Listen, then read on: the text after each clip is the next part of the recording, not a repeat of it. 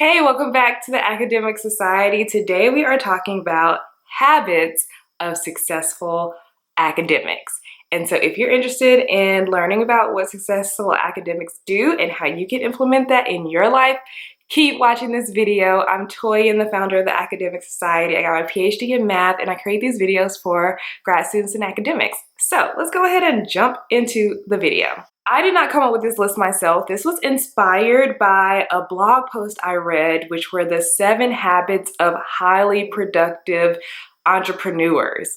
And entrepreneuring is a hard job, but so is academia. And I found a lot of parallels between running my own business and being an academic. So I was like, if these are 7 habits of successful entrepreneurs, I'm pretty sure that these will help academics as well. So let me know what you think. And if you have extra tips, definitely share them in the comments. So the first habit of highly successful academics is that they know how to break down their goals. So I see the biggest thing when I'm talking to grad students and having them set goals is they typically just have, I want to write this paper. I want to prep for class. I want to do this presentation. Those are really big goals, and there are so many smaller sub-steps underneath each one of those goals, right? And so looking at a huge goal can be pretty daunting. It can foster procrastination and overwhelm when you see that big goal, but knowing how to break down your goals into smaller manageable tasks, like literally one thing at a time, like I want to write a paper. Okay, let me brainstorm what it's going to be about.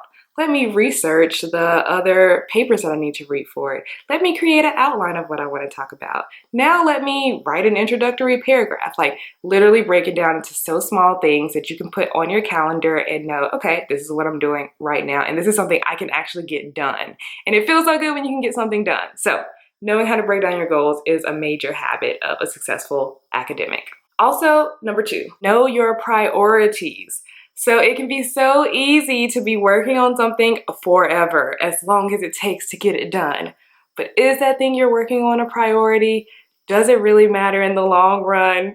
Are there things that matter more? So just even knowing what your priorities are, and that comes from goal setting and setting realistic goals, but just knowing what your priorities are can help you not waste your time. Number 3, which I kind of want to make an amendment to, but I'll read it first. Number 3 is do the hardest things first. I'm not sure how much I agree with that. I think I would rather say don't avoid the hardest things to do, because sometimes it takes a minute to get into the groove of working. Maybe you want to do an easy one-off task to start feeling productive first and then jump into that hardest thing. But what you don't want to do is continue to put off the hardest thing for days and days and days.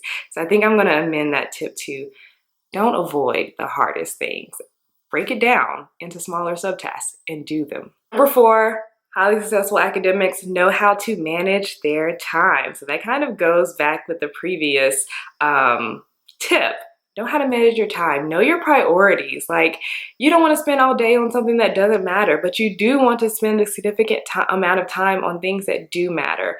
And maybe things don't take as long as you think, right? So I think it's really good at first to set realistic goals by tracking your time and figuring out how long are you spending on these little tasks. And I think the Pomodoro technique is really helpful for that. So the Pomodoro technique is traditionally it's where you work for 25 minutes, take a break for 5 minutes. I really think in grad school and academia, you can probably do work for 45 minutes, take a 10-minute break and reset. But doing that, you kind of figure out what can I actually get done in 45 minutes. I've been so unrealistic about what I can do in the past, but now that I do the Pomodoro technique, I know exactly what I can get done in 30 minutes or 45 minutes, and I know not to overwhelm myself. So know how to manage time is a crucial tip. All right, number 5, be decisive and committed. Make decisions and stick to them. Sometimes I feel like in academia, we can be a little not wishy-washy, that's not the word that I'm looking for, but kind of go with the flow sometimes, kind of let grad school happen to you or be at the will of your department. Make a decision, stick to it, stay committed. the commitment is a really big thing. Like, be committed to your course of action. Be committed to your project. Unless you see it's not working out, then definitely be reasonable about things, but making decisions to yourself and to others and being committed is so important.